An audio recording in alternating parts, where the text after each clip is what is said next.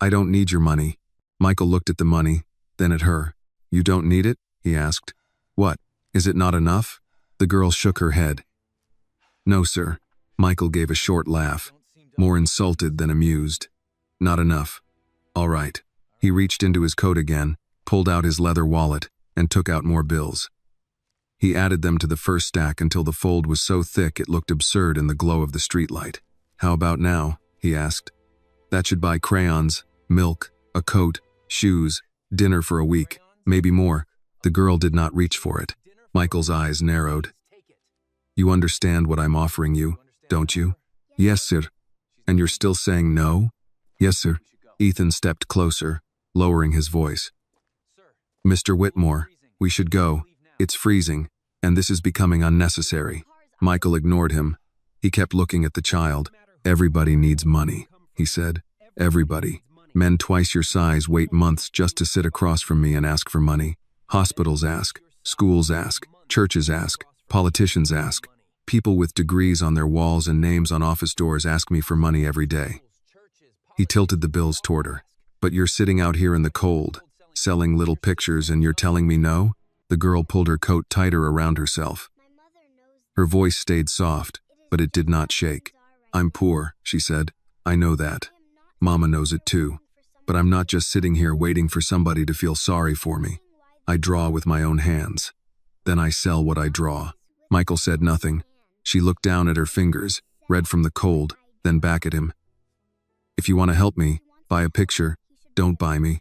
Only then did his eyes move to the cardboard sign leaning against her backpack.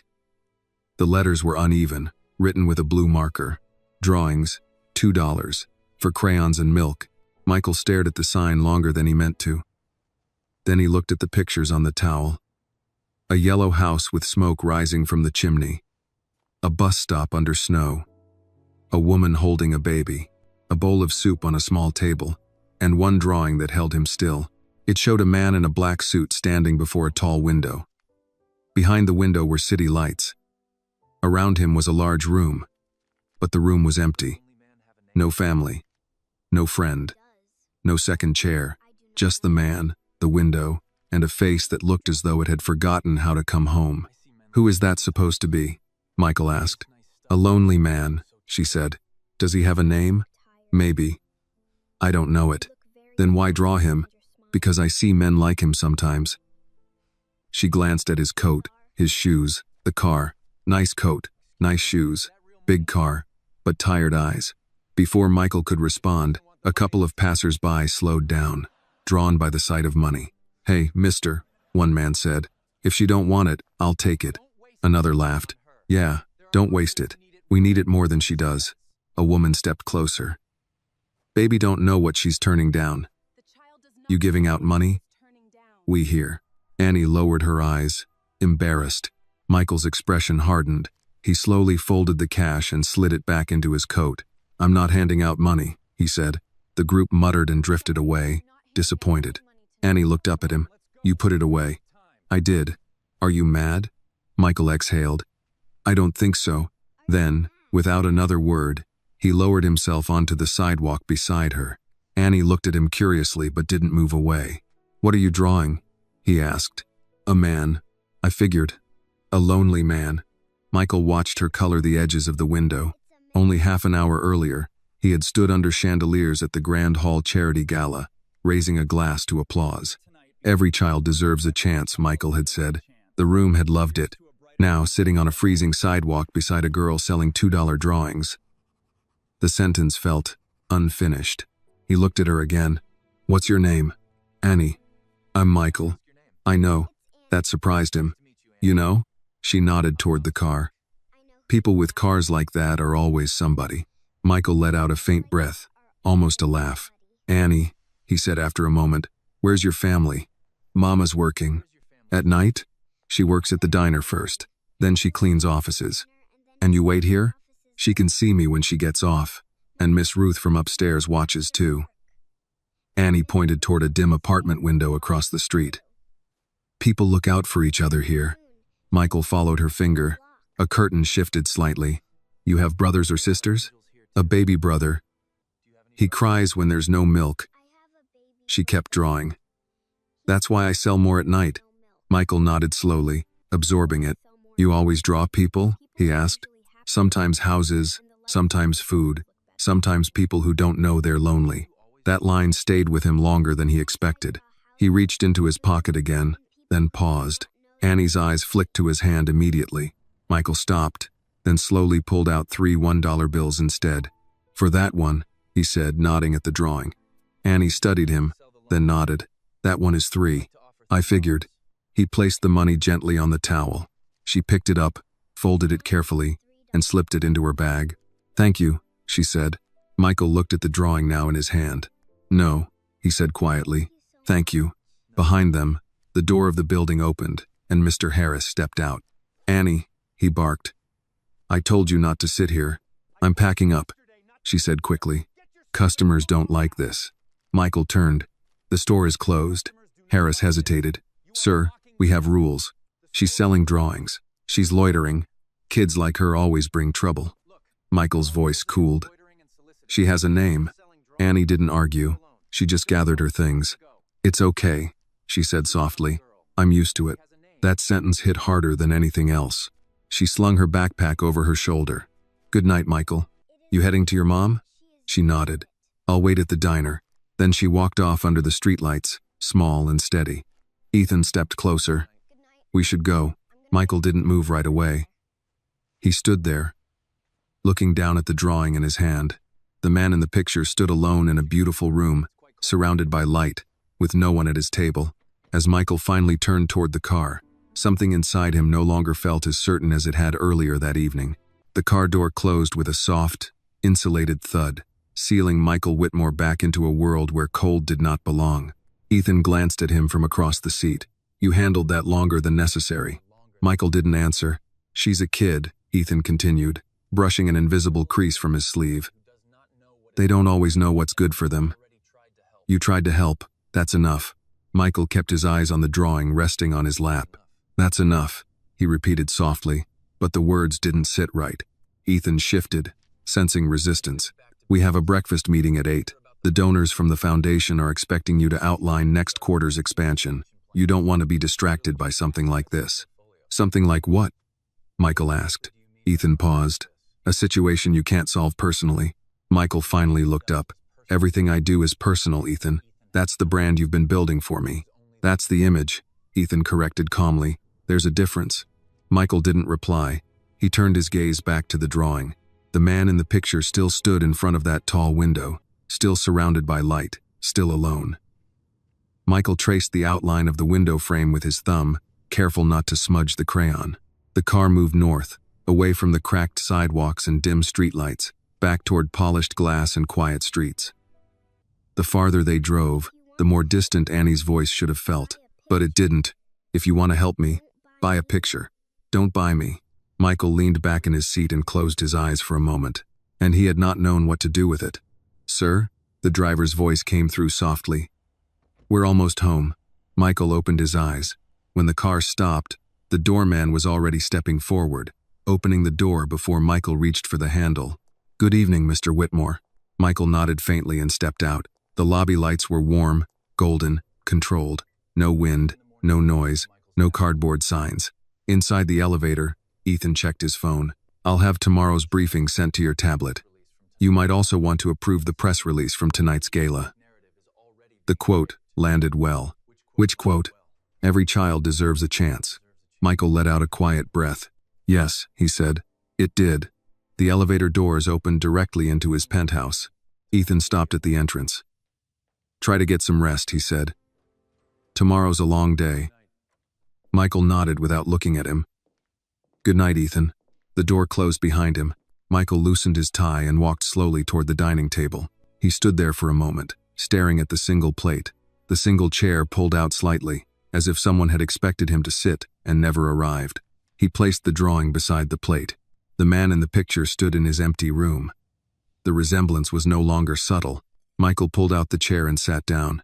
He picked up his fork, then set it back down almost immediately. He wasn't hungry. The room felt too large. He stood again and walked to the window. The city stretched below him in perfect order, lights flickering in quiet patterns. From up here, Everything looked manageable, contained, distant. He pressed his hand lightly against the glass. Down there, somewhere beyond the clean lines and controlled spaces, a girl was standing under a streetlight with a broken red crayon, waiting for her mother. Michael swallowed. "You have tired eyes." He turned away from the window and walked back to the table. He picked up the drawing again, holding it closer this time. "Who are you?" he murmured. The man in the picture did not answer. Michael sat down once more, but instead of reaching for the food, he leaned back and stared at the empty chair across from him. For years, he had told himself that success required sacrifice, time, relationships. But tonight, a child sitting on a sidewalk had looked at him and seen something he had not accounted for. Michael reached for his phone, then hesitated. He scrolled through his contacts. Names filled the screen. Executives, investors, politicians, assistants, people who answered when he called, people who needed something from him, people who expected something from him. There was no one he wanted to call. He locked the phone and set it down. Michael exhaled slowly and leaned forward, resting his elbows on the table. He looked at the drawing one more time, then spoke quietly, as if the empty room might answer. "She said I look like him." No one corrected him. Minutes passed, or maybe longer. Time felt different when there was nothing to fill it.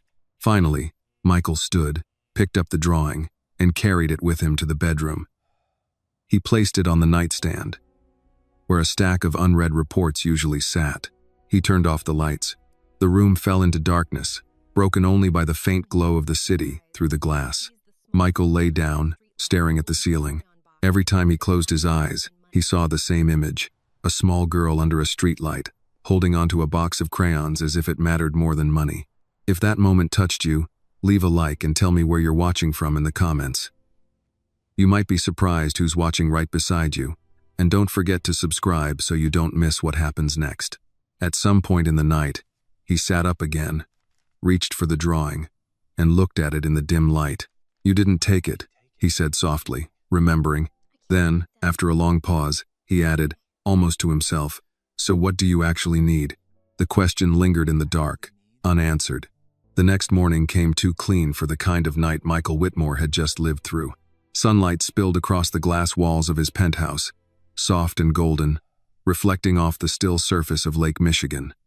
Everything looked calm, ordered, predictable, the kind of morning that belonged to a man who knew exactly where his day was headed. Michael sat at the edge of his bed, already dressed, his tie hanging loose around his collar. The drawing lay on the nightstand where he had placed it hours before, the edges slightly curled, the crayon lines uneven but stubbornly alive. He had barely slept. At some point before dawn, he had stopped trying. His phone buzzed softly on the dresser.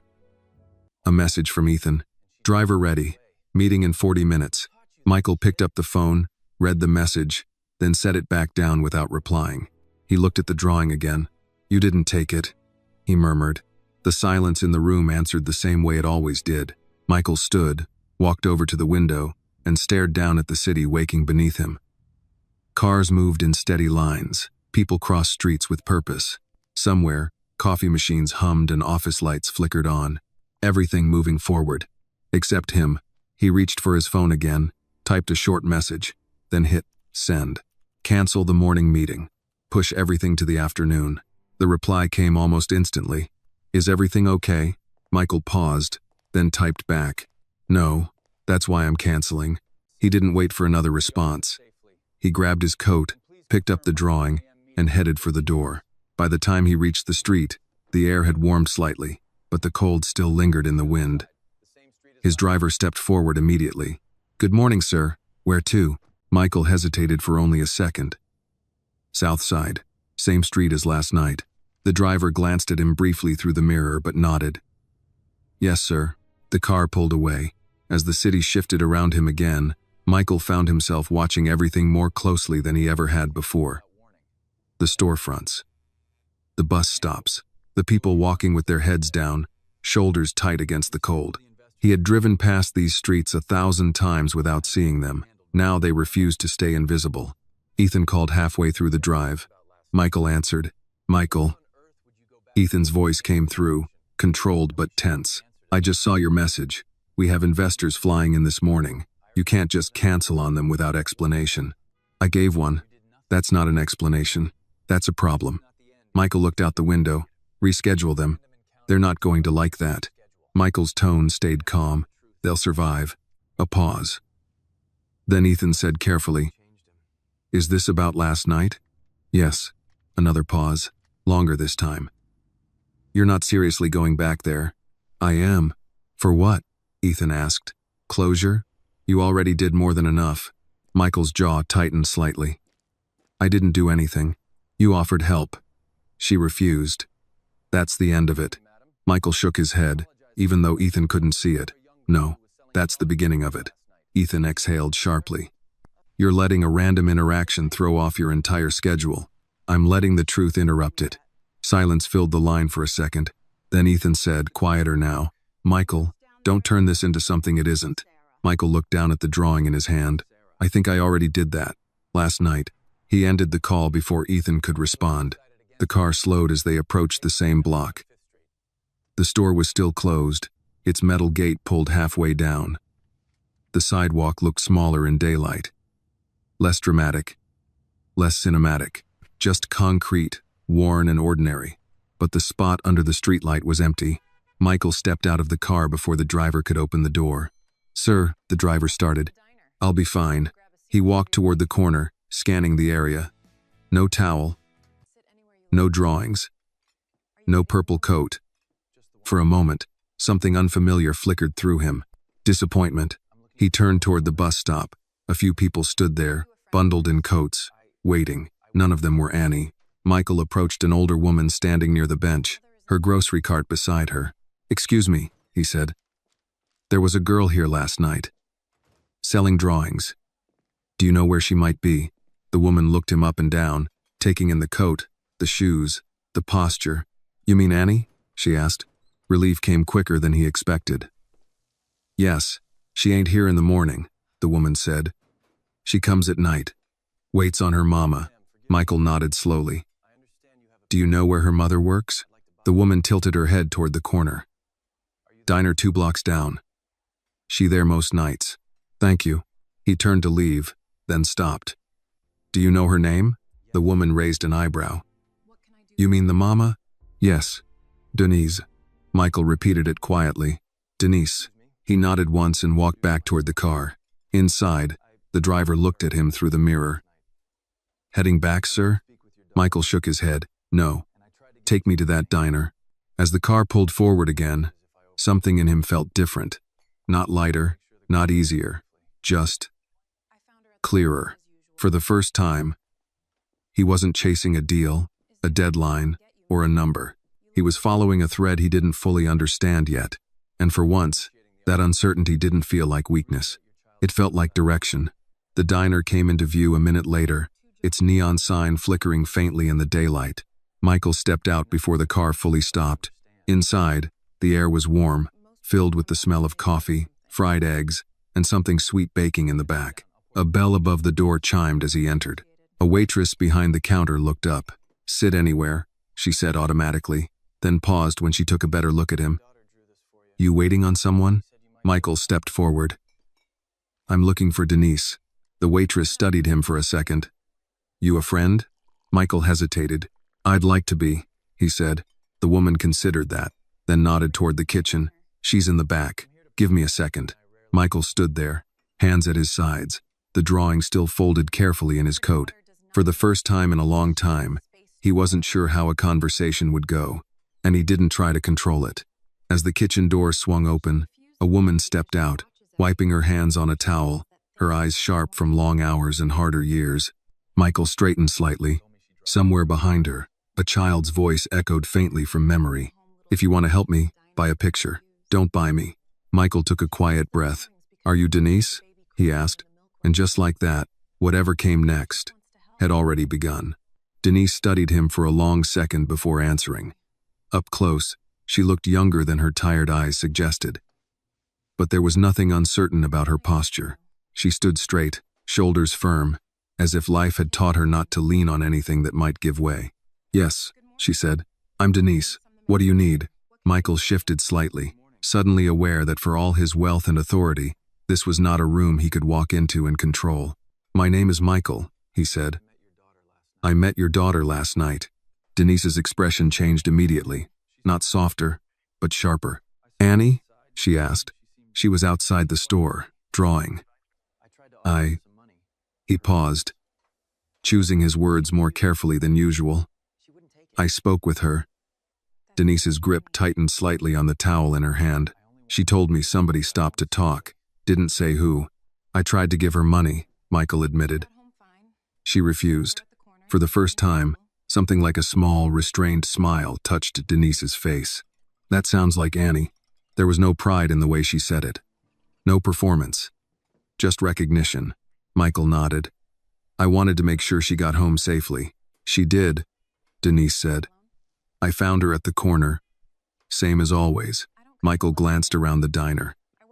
It was modest, worn in places, but clean. A couple of regulars sat at the counter. A man in a work jacket stirred his coffee slowly. A radio played low behind the kitchen door, the kind of place where people stayed longer than they needed to, not because of the food, but because of the warmth. "You let her sit out there alone?" Michael asked, not accusing, but unable to hide the concern in his voice. Denise met his eyes without flinching. "I don't let her do anything. I don't have that kind of control." She folded the towel once, neatly. "I work 2 jobs, sometimes 3 shifts. She waits where I can find her, where people can see her. That's the best I can do." Michael nodded slowly. "I didn't come here to question you," he said. "I just wanted to understand." Denise watched him closely. "Most people don't come back to understand. They come back to fix something. I used to think that was the same thing." "And now?" Michael hesitated. "Now I'm not so sure." There was a pause between them, not awkward, but measured. Denise gestured toward an empty booth. "You gonna stand there all morning, or you want coffee?" Michael blinked, slightly caught off guard. "Coffee sounds good." She nodded toward the booth. "Sit." Michael slid into the seat, setting the folded drawing carefully on the table in front of him. Denise poured coffee into a plain white mug and set it down. "Black?" she asked. "That's fine." She didn't sit right away. She leaned one hand on the back of the booth, studying him again. "You're not from around here," she said. "No. That car outside says that too." Michael gave a small nod. "I figured. You got a last name, Michael?" He hesitated for half a second. "Whitmore." Denise didn't react immediately, but then something flickered in her eyes. "Whitmore," she repeated. "Like the company?" "Yes." Another pause. "This one heavier." "You're the one on those buildings," she said. "Some of them."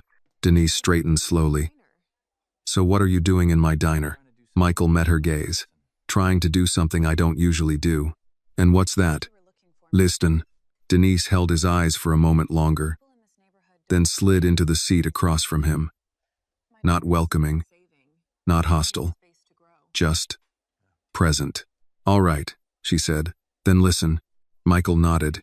"My daughter don't need saving," Denise continued. "She needs space to grow. There's a difference. I'm starting to understand that." "She didn't take your money because she's stubborn," Denise said. "She didn't take it because she's watching everything. Kids like her learn early what things cost, not just money." Michael glanced down at the drawing on the table. "She told me she draws with her own hands," he said. Denise's expression softened just a fraction. "She does. Been doing that since she could hold a crayon. I used to bring home scraps of paper from work. She'd fill every inch." "Why sell them?" Denise let out a quiet breath. "Because she sees me come home tired. Because she hears the baby cry when we run low on milk. Because she thinks she can help." A faint, almost tired smile touched her lips. "And she can, in her own way." Michael wrapped his hands around the warm mug, letting the heat settle into his fingers. "She shouldn't have to," he said. "No," Denise agreed. "She shouldn't. But life don't always wait for what should happen." The words hung between them. Michael nodded slowly. "I saw a security guard last night. He was giving her a hard time." Denise's jaw tightened. "Mr. Harris. He said she was trouble." Denise let out a quiet, bitter laugh. "That word follows kids like her around. Trouble. Like it's already decided before they open their mouths." Michael leaned back slightly. It's not right. No, Denise said. It's not. They sat in silence for a moment, the kind that wasn't empty, just full of things both of them already understood. Michael glanced toward the kitchen. Does Annie come here after? Sometimes she sits in that booth, Denise said, nodding toward the corner. Falls asleep waiting for me to finish. Michael followed her gaze. He could almost picture it. A small figure curled against the seat, crayons tucked close. The world paused just long enough to rest. He looked back at Denise. She's different, he said. Denise raised an eyebrow. Different how? She sees things, Michael said. Things most people miss. Denise nodded once. Yeah, that's what I worry about. Why? Because the world don't always like being seen. Michael sat with that. After a moment, Denise stood, picking up the coffee pot again. You hungry? She asked. Michael looked down at the untouched food from the night before, still lingering in his mind, then back at her. Yeah, he said quietly. I think I am. Denise nodded toward the kitchen. I'll bring something out. As she walked away, Michael sat there, hands wrapped around a simple cup of coffee, in a place that didn't belong to his world. But for the first time in a long time, he didn't feel like he needed it to. And somewhere in the quiet rhythm of the diner, between the clink of dishes and the low hum of voices, the man who had spent his life solving problems with money began, slowly, to understand something far more complicated. Some doors didn't open because you knocked louder. They opened because you finally learned how to wait. Denise returned a few minutes later with a simple plate, scrambled eggs, toast, and a slice of something that smelled faintly sweet, maybe leftover cornbread warmed on the grill. She set it down in front of Michael without ceremony. Eat while it's hot, she said. Michael nodded. Thank you. She didn't leave right away this time. Instead, she leaned against the edge of the booth again, arms loosely crossed, watching him the way someone watches a stranger who might become a problem or something else entirely. Michael picked up his fork, hesitated for a second, then took a bite. It wasn't complicated food. No presentation, no garnish. But it was warm, real, grounding in a way he hadn't expected. He swallowed slowly. This is good. Denise gave a small shrug. It's food. That's enough most days. Michael almost smiled at that. You always work mornings too? He asked. Depends who calls out, she said. Today I stayed late. We're short-staffed. She nodded toward the kitchen. That's usually how it goes. Michael glanced toward the back, then back at her. And after this, couple hours of sleep if I'm lucky. Then I'm up again. For Annie. For all of it, Denise said. Annie, the baby, rent, lights, everything that don't wait just because you're tired. Michael set his fork down for a moment. You ever think about doing something else? Denise let out a quiet breath. Not annoyed, but not surprised either. Like what? I don't know. Something steadier. She gave him a look, not sharp, just honest. You think I ain't tried? Michael didn't answer. I've filled out applications, she continued. Office work, community programs, assistant jobs, anything that don't keep me on my feet all night. Got interviews too. She paused, then added, didn't get the jobs. Why not? Denise's mouth tightened slightly. Depends who you ask. Michael leaned forward a little. What do you mean? She held his gaze.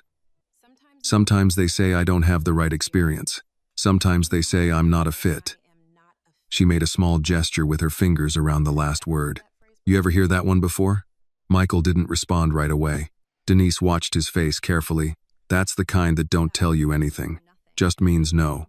Michael looked down at the table, his mind already moving somewhere else, connecting things he hadn't paid attention to before. Where did you apply? He asked. Different places, she said. Some offices downtown. A community outreach position once. Thought I had a real shot at that one.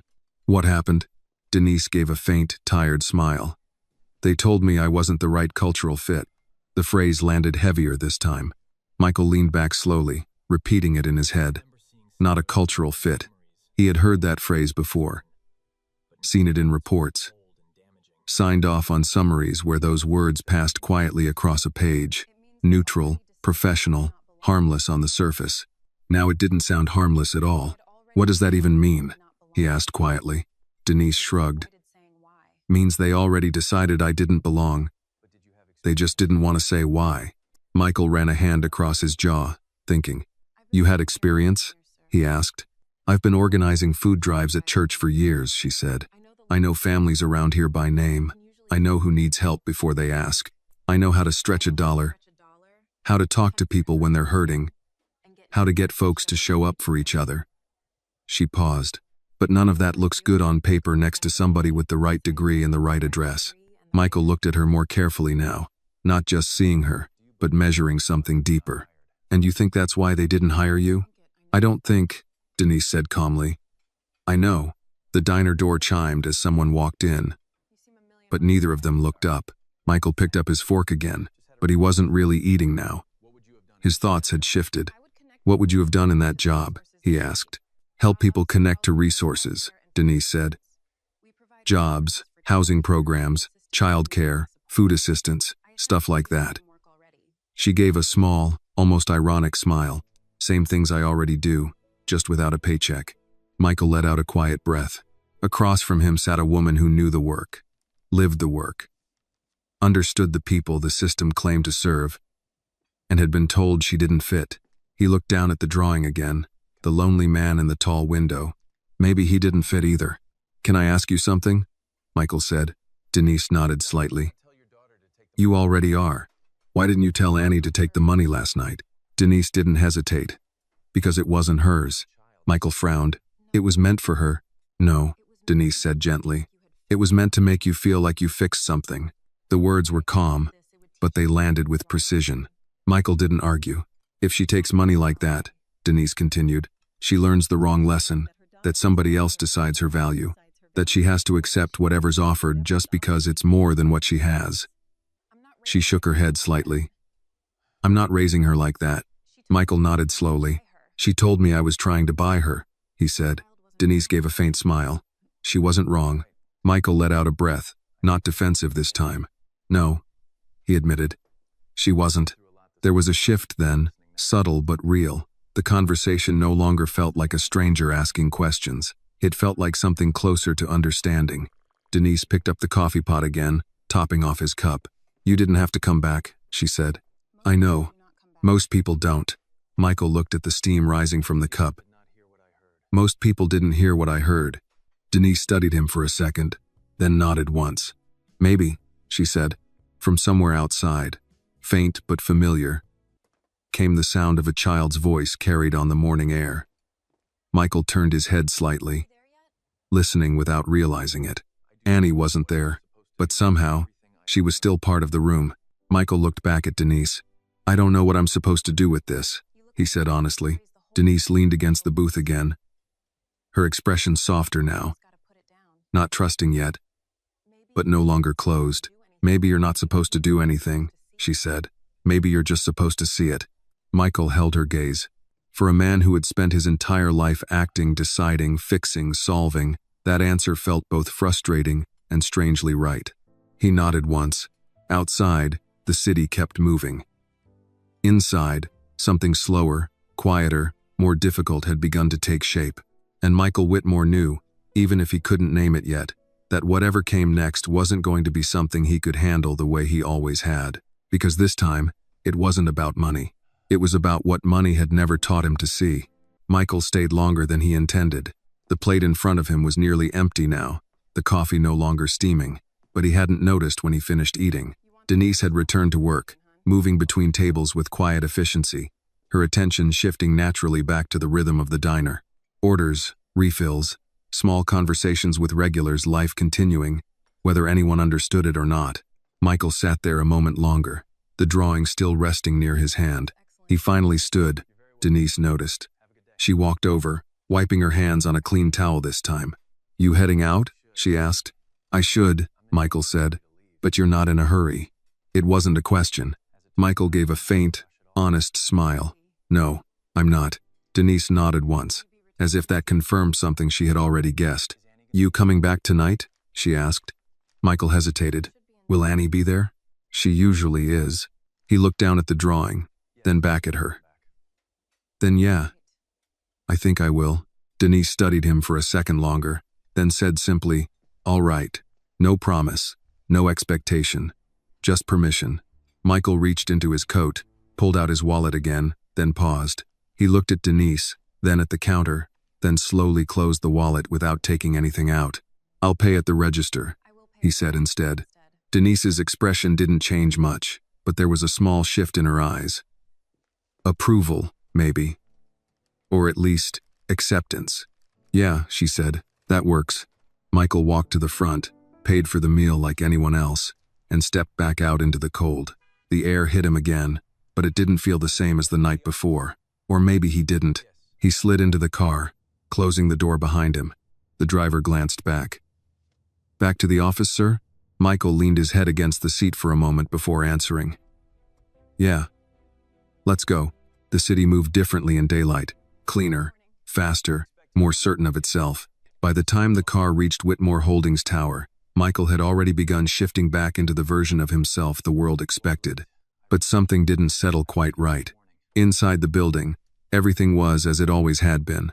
Polished floors, quiet hallways, people moving with purpose, carrying laptops, speaking in low voices about numbers, deadlines, strategy. "Good morning, sir." "Morning, Mr. Whitmore. Nice event last night." Michael nodded, responded when necessary, kept moving. Ethan was waiting outside his office, tablet in hand, expression already tight. "You're late," Ethan said as Michael approached. "I rescheduled the morning." "I know. That doesn't mean it disappears." Michael walked past him into the office. "What's first?" Ethan followed. "Investor call in 30 minutes. Then HR review at 11. There's also a draft proposal for the community outreach expansion. You'll want to look at that before it goes out." Michael stopped mid-step. "Community outreach," he repeated. Ethan nodded. "Yes, the initiative you announced last night." Michael turned slowly. "Pull the hiring reports for that department." Ethan blinked. "Why?" "I want to see who we're hiring and who we're not." Ethan hesitated. "That's already been reviewed." "Not by me." A pause. Ethan adjusted his grip on the tablet. "All right. I'll have them sent over." Michael nodded and walked to his desk.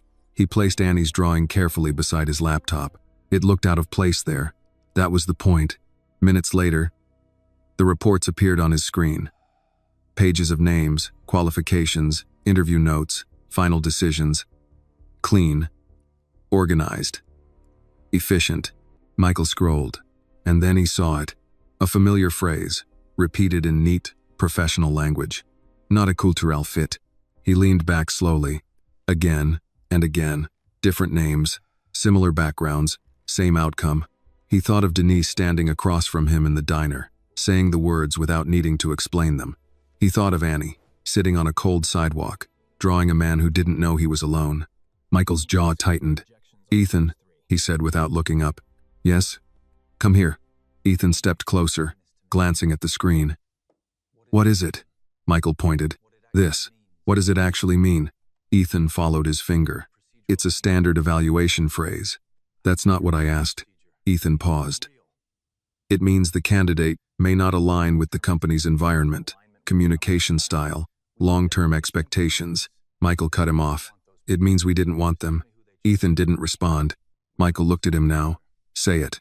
Ethan met his gaze, measured. "It means we chose someone else." "Why?" "Because they were a better fit." Michael held his eyes for a long second. "According to who?" Ethan didn't answer immediately. That silence said more than anything else. Michael leaned back in his chair. Somewhere between the sidewalk, the diner, and this office, the same line had been drawn over and over again, and he had never noticed it. "Schedule interviews," Michael said. Ethan frowned slightly. "For what?" "For the candidates we rejected." "That's not how the process works." "It is now." Ethan hesitated. "Michael, we can't reopen every decision because—" "Not every decision," Michael said quietly. "Just the ones that never made sense to begin with." Ethan's voice lowered. "You're reacting emotionally." Michael almost smiled. "Maybe," he said. "Or maybe I'm reacting honestly for the first time." The room fell silent.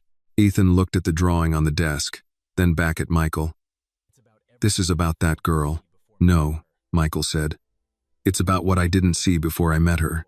Another pause. Ethan straightened slightly. "I'll prepare the list." Michael nodded once. As Ethan turned to leave, Michael added, "And cancel any media follow-ups involving last night's donation." Ethan stopped. "That coverage is already in motion. Stop it. That's not a good idea." Michael's voice didn't rise. It didn't need to. Do it anyway. Ethan studied him for a moment, then gave a small nod. Understood. When the door closed, Michael sat alone in the quiet office. He looked at the drawing again. The man in the picture was still standing by the window. Still alone. Michael reached out and adjusted it slightly, placing it where he couldn't ignore it. For the first time in years, he wasn't thinking about growth, expansion, or profit.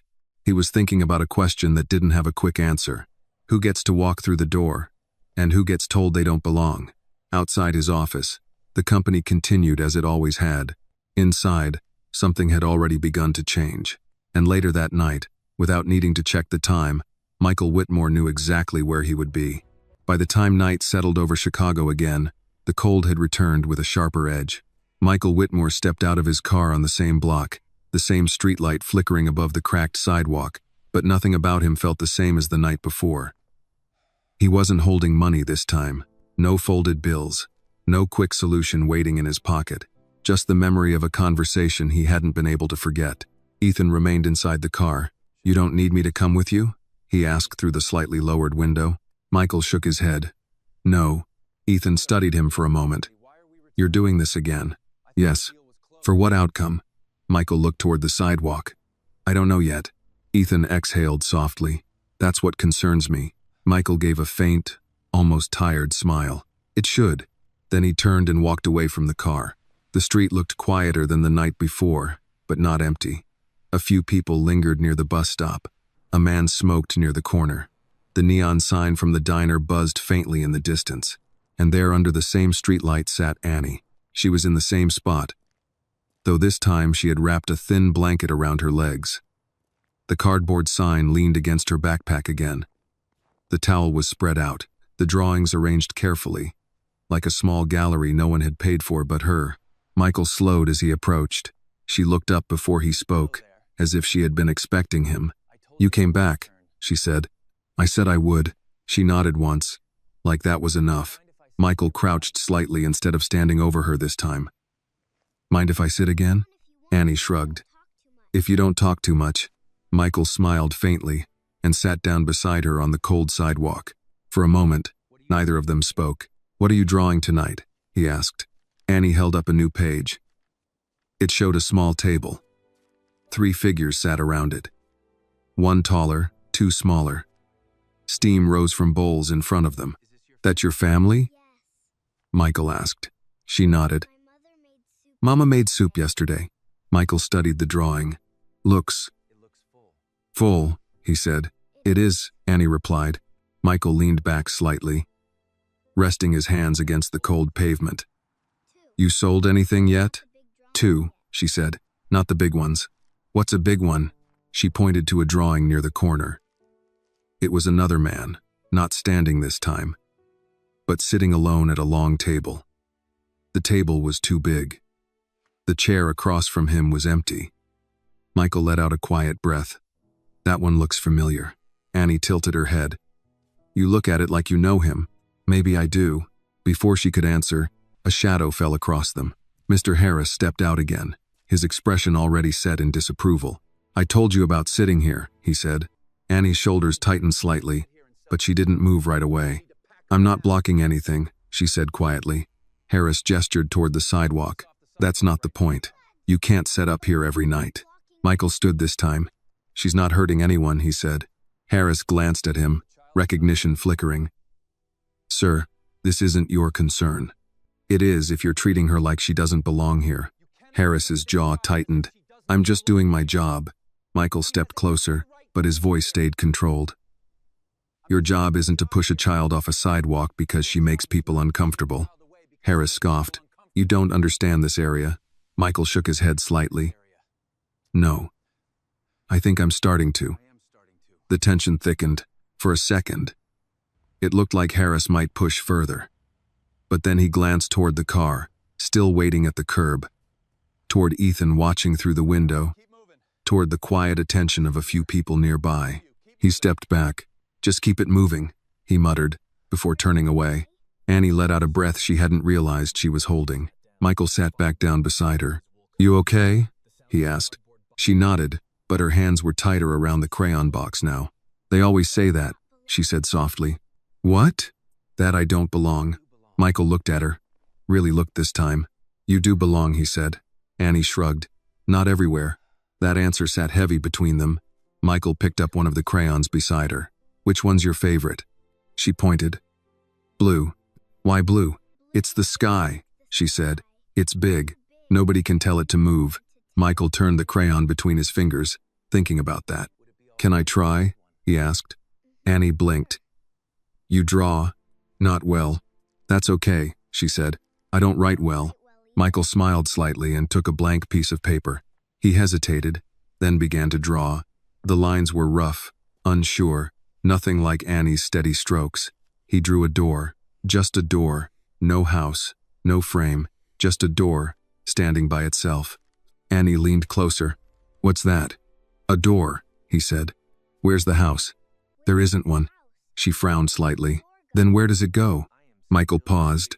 "I'm still figuring that out." Annie looked at the drawing for a long moment, then nodded slowly. "You gotta knock first," she said. Michael glanced at her. "Even if there's no house?" She gave him a small, knowing look. "There's always something behind a door." Michael leaned back again, holding the crayon loosely in his hand. For the first time in years, he wasn't thinking about what came next in a plan.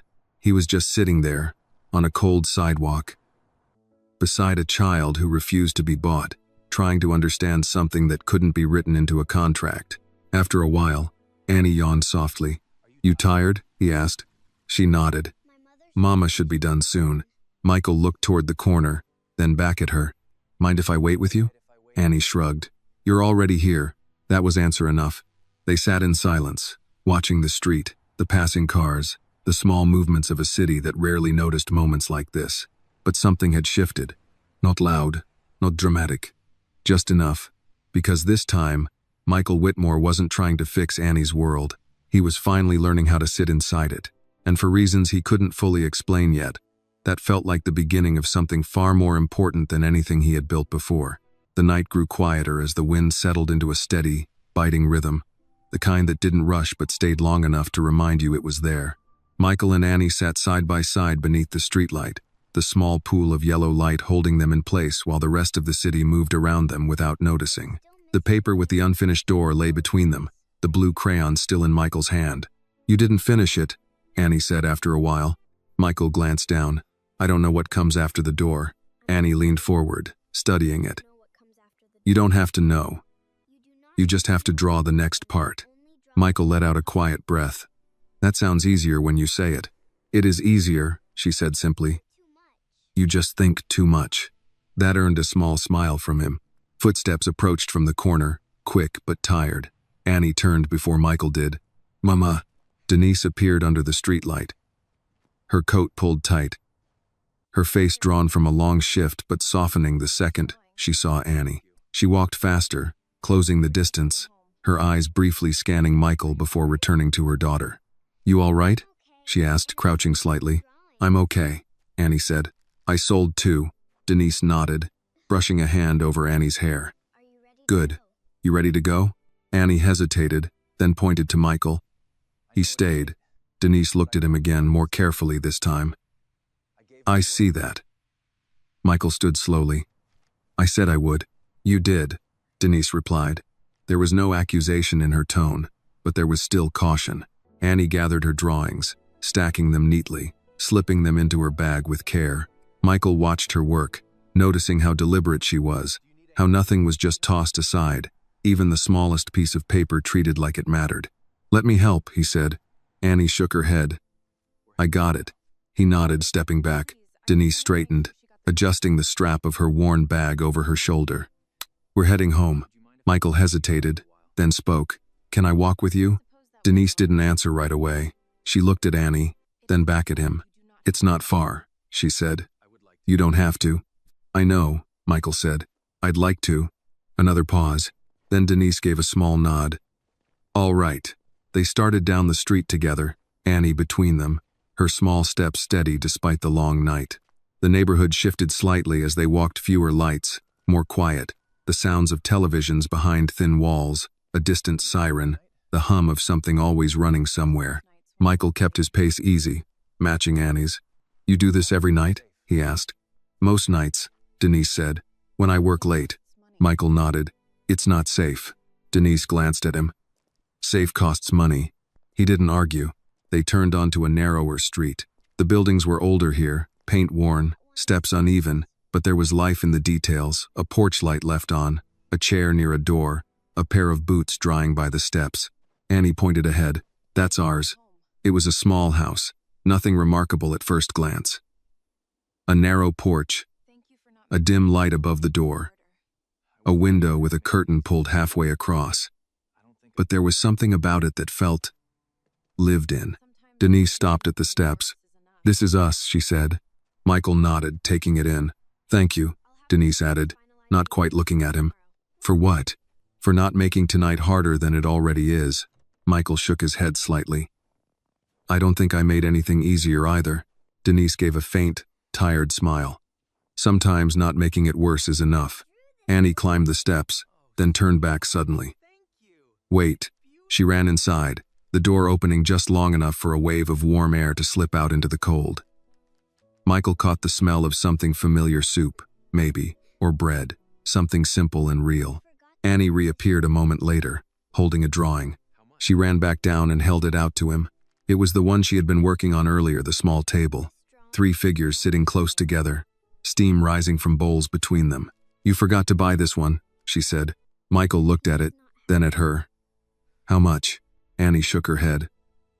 "This one's not for sale." "Then why give it to me?" She shrugged. "Because you don't have one." Michael didn't speak for a moment. Then he took the drawing carefully. "Thank you." Annie nodded, satisfied, and ran back up the steps. Denise watched her go, then turned to Michael. "She sees things," Denise said quietly. "I know. She also remembers them." Michael looked down at the drawing in his hand. "I think I'm starting to." Denise studied him for a second longer, then gave a small nod. "Good night, Michael." "Good night, Denise." She stepped inside, closing the door gently behind her. Michael stood there for a moment, alone on the quiet street, the cold settling back in around him, but it didn't feel as sharp as before. He looked at the drawing again. A small table. 3 people. Close together. Full. Not expensive, not perfect. Just full. Michael let out a slow breath and turned back toward the street. The car was waiting at the corner, engine running, a familiar escape, but for the first time, he didn't rush toward it. Instead, he walked slower, the drawing held carefully in his hand, as if it might tear if he moved too quickly. Because something about that simple picture had done what money never had. It had shown him exactly what he was missing. And as he reached the car and paused before getting in, Michael Whitmore realized that whatever came next wouldn't be about giving more. It would be about understanding what should have never been taken in the first place. The next morning did not wait for Michael to catch up. By the time he stepped into Whitmore Holdings Tower, the building was already alive with quiet urgency. Elevators moved without pause. Voices carried through glass hallways, and screens glowed with numbers that never stopped changing. It was a world that measured progress in percentages and decisions in seconds. But Michael walked through it slower than usual. In his hand, folded carefully, was Annie's drawing of the small table. 3 people, close together, enough. He didn't put it in his pocket. He carried it all the way to his office. Ethan was already there, standing near the desk, tablet in hand, posture sharp. "You're late again," he said. Michael stepped inside, closed the door behind him, and placed the drawing on his desk before answering. "I had somewhere to be." Ethan glanced at the paper briefly, then back at Michael. "You've had somewhere to be every morning this week." Michael loosened his coat. "And yet the company is still standing."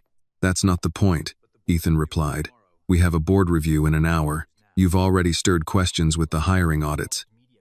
And now you've paused media coverage on a $7 million donation. People are asking what's going on." Michael moved behind his desk but didn't sit right away. "Maybe they should." Ethan's jaw tightened slightly. "Michael." "No," Michael said, not raising his voice, but firm enough to stop him. "You've spent years making sure everything looks right from the outside. I'm starting to wonder what it actually looks like underneath." Ethan took a step closer. It looks like a company that works, that grows, that employs thousands of people, and turns others away without explanation. Ethan exhaled. We've been through this. Not every candidate is the right fit.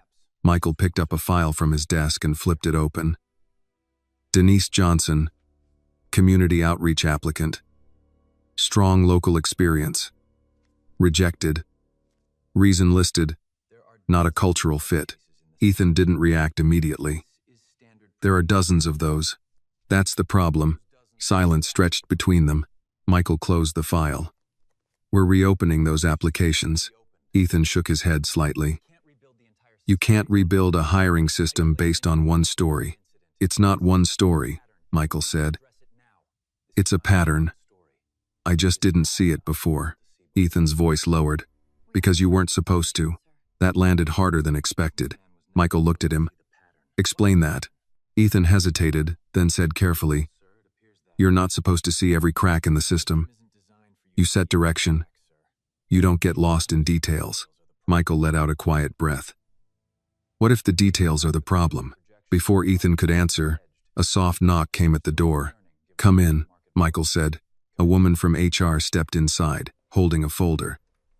Mr. Whitmore, you asked for the candidate list. I've compiled the ones marked under cultural fit concerns. Michael nodded. Thank you. Set it there. She placed the folder on the desk, glanced once at Ethan, then left. Michael opened it immediately. Names, backgrounds, notes, and again that same phrase, repeating like a quiet verdict, not a cultural fit. He flipped another page, and another, each one a closed door. Michael leaned back slowly. Ethan watched him. You're taking this personally. Michael looked up. I am. That's dangerous. Maybe, Michael said. Or maybe it's necessary. Ethan crossed his arms. So what's the plan? You hire everyone we turned down? No. Then what? Michael paused, choosing his words carefully. We give them a real chance. Ethan frowned. Define real. A real interview. A real explanation. A real decision based on something more than a phrase that means nothing. Ethan studied him. And if they still don't fit?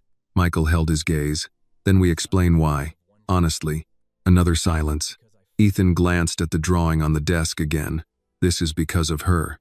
Michael followed his gaze. No, he said quietly. This is because I finally listened. The room felt smaller for a moment. Ethan straightened slightly. The board isn't going to like this. Michael nodded. I know. They'll say you're shifting the company based on emotion. Michael allowed a faint, tired smile. They wouldn't be wrong. Ethan didn't smile back. And what will you say? Michael looked down at the drawing one more time, then back at Ethan.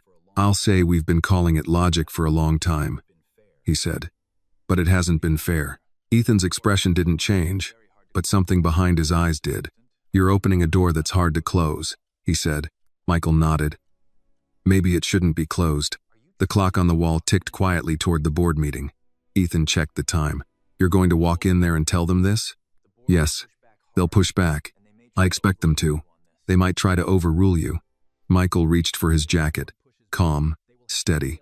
Then they'll have to say out loud what we've been hiding behind paperwork. Ethan exhaled slowly. You're changing the rules. Michael shook his head. No. I'm asking why we made them this way in the first place. For a moment, neither man spoke. Then Ethan picked up his tablet again. I'll prepare the room. Michael nodded. As Ethan reached the door, he stopped, glancing back once more.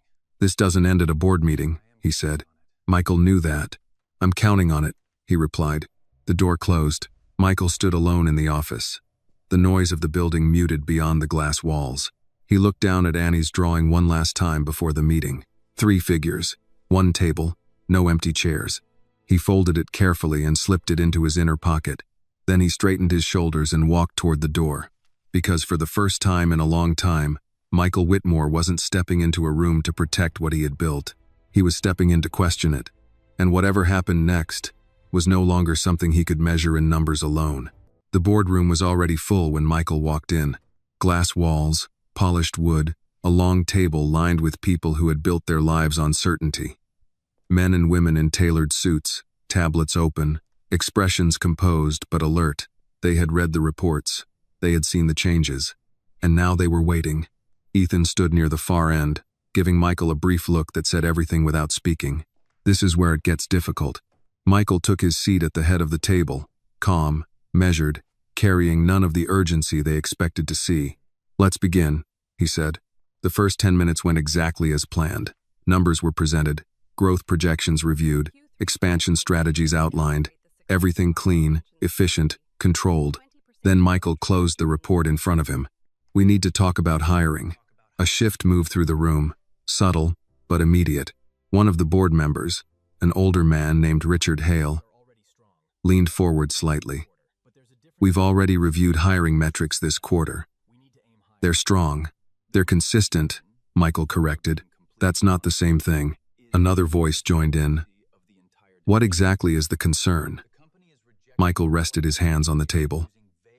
"We're rejecting qualified candidates using language that doesn't explain anything." Richard frowned. "You're referring to the cultural fit evaluations?" "Yes." A few exchanged glances. "That's standard across industries," someone said. "It's not unusual." Michael nodded once. "That's the problem." A quiet ripple moved across the table. Richard leaned back. "Michael, with respect, this sounds like a philosophical issue, not a business one." Michael met his gaze. "It's both." "Explain." Michael paused for a moment, not searching for words, but choosing how much truth to bring into the room. "We're building programs that claim to support communities," he said, "but we're turning away people from those same communities without giving them a real chance." "That's an assumption," another member said. "We evaluate based on capability." Michael slid a file across the table. "Denise Johnson," he said, "applied for community outreach. Years of hands, on experience, deep local knowledge. Rejected." Richard glanced at the file. "And?" "The reason listed was not a cultural fit." Richard shrugged slightly. "Which means she didn't align with the role requirements." Michael's voice stayed calm. "Or it means we didn't take the time to understand her value." A pause. Then a different board member spoke, sharper this time. "Are we really restructuring hiring policy over a single applicant?" Michael didn't flinch. "No, we're addressing a pattern." He opened another file. And another. Same phrase, same outcome, different names. Silence began to replace resistance. Ethan watched from the side, saying nothing. Richard tapped his fingers lightly on the table. "Even if that's true, what are you proposing?"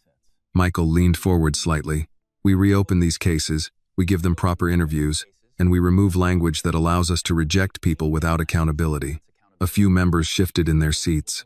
"That slows the process," someone said. "It improves the process," Michael replied.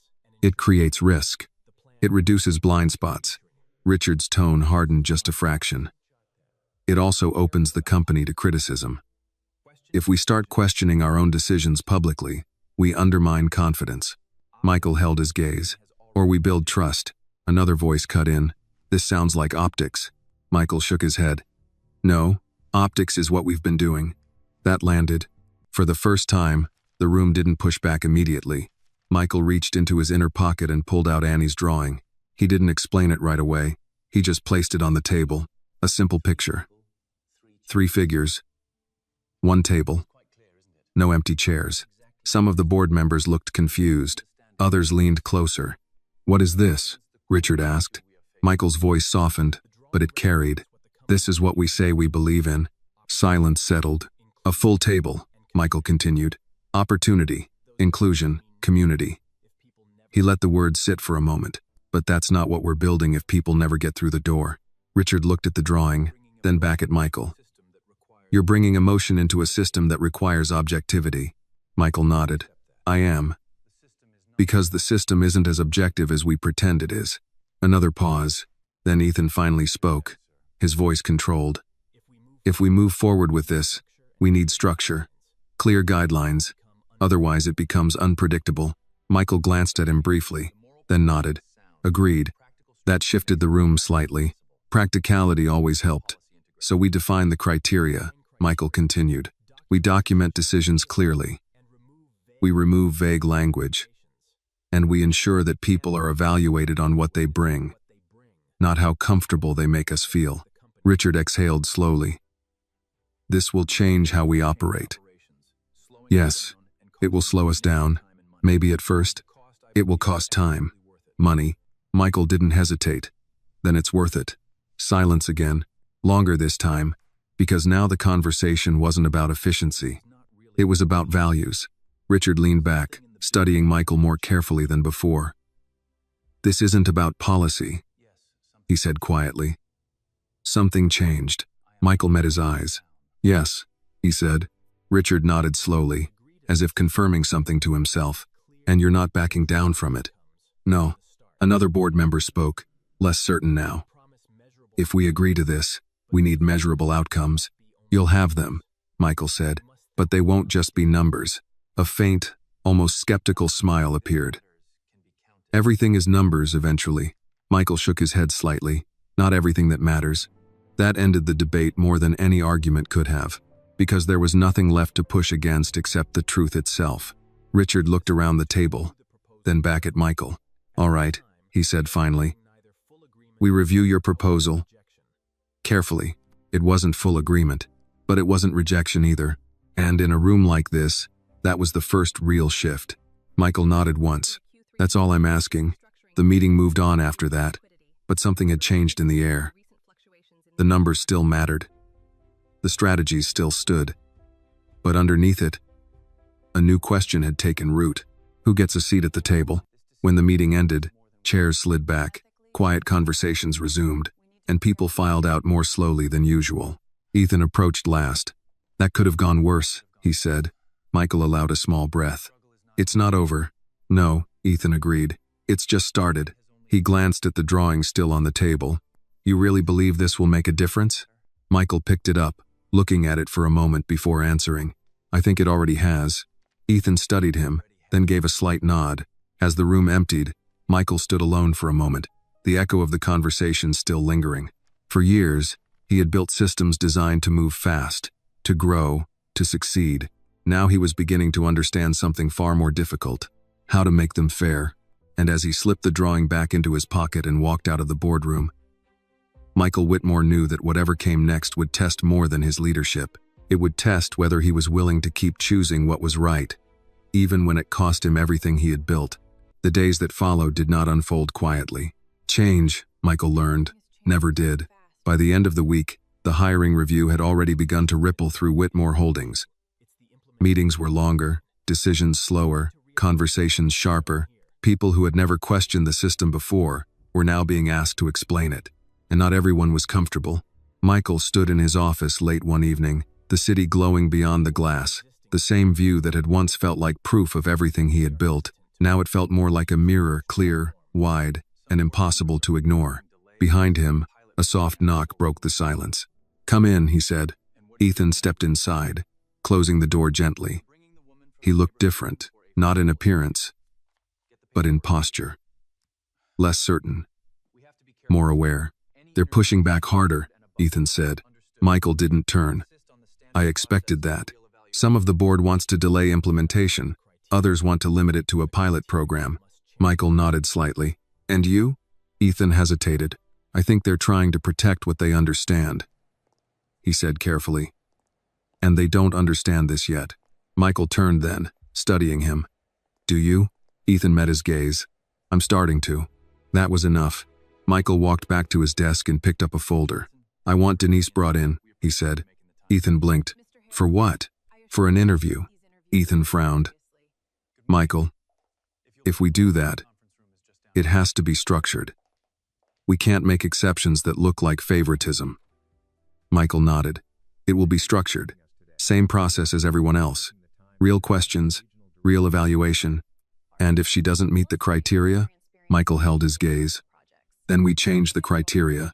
Ethan exhaled slowly, not in frustration this time, but in acceptance of something larger than either of them. I'll arrange it, he said.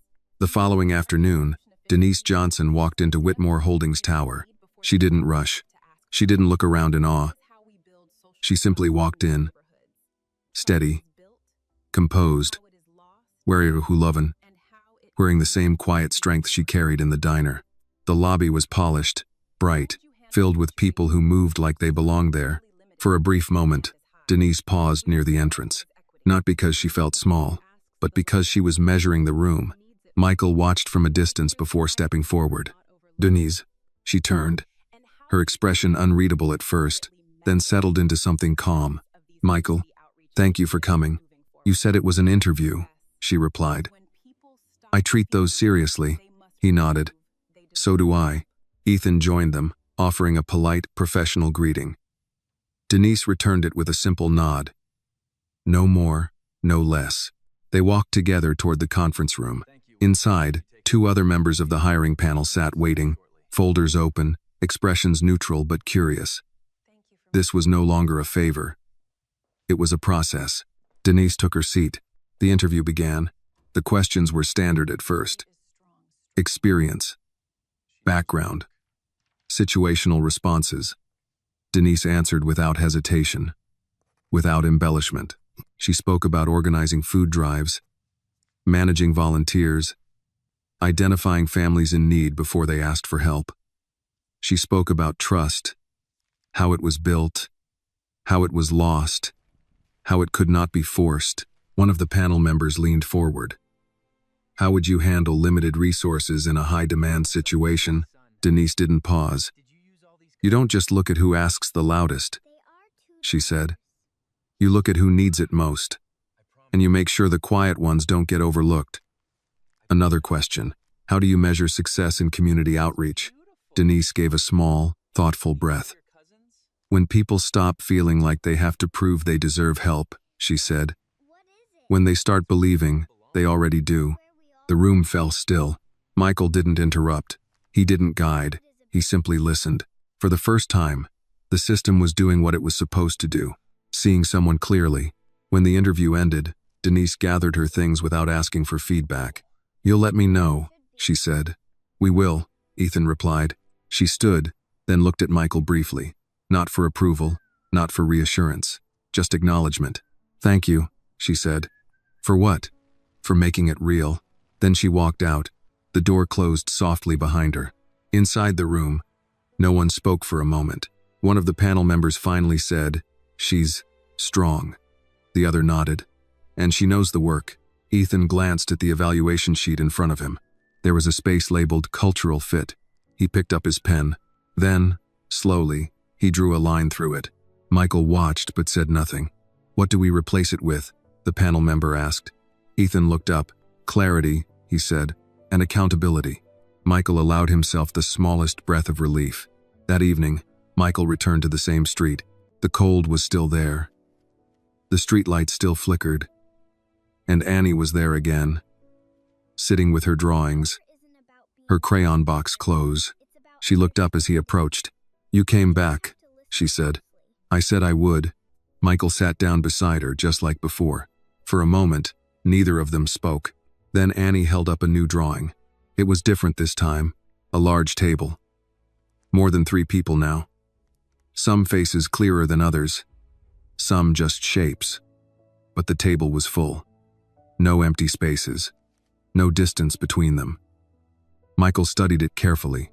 What's this one? He asked. Annie smiled slightly. A bigger table. Michael felt something shift in his chest. Looks like there's room for more people, he said. Annie nodded. There should be. Michael looked at her, then at the drawing, then out at the quiet street. Yeah, he said softly. There should be. They sat there a while longer. The city moving around them. Unaware of the quiet change taking place in a man who had once believed everything could be solved with money. Now he knew better, because some things couldn't be bought. They had to be seen, understood, chosen. And as the night settled in and the cold wrapped around them again, Michael Whitmore realized something he had never allowed himself to believe before. He wasn't just building a company anymore. He was learning how to build something that deserved to last. The story reminds us that money can solve problems, but it cannot replace dignity, understanding, or human connection. True help is not about giving what we have in excess, but about seeing others clearly and respecting their worth. Annie teaches that even in poverty, a person can hold on to pride, purpose, and self-respect, while Michael learns that real change begins not with power, but with listening. In a world that often decides who belongs and who does not, The story calls us to build a bigger table, one where fairness, compassion, and opportunity are not privileges, but shared rights. This video is a work of fiction created with the assistance of artificial intelligence. All characters, events, and situations are not real and do not represent any actual people or true stories. The content is intended for storytelling and emotional illustration only.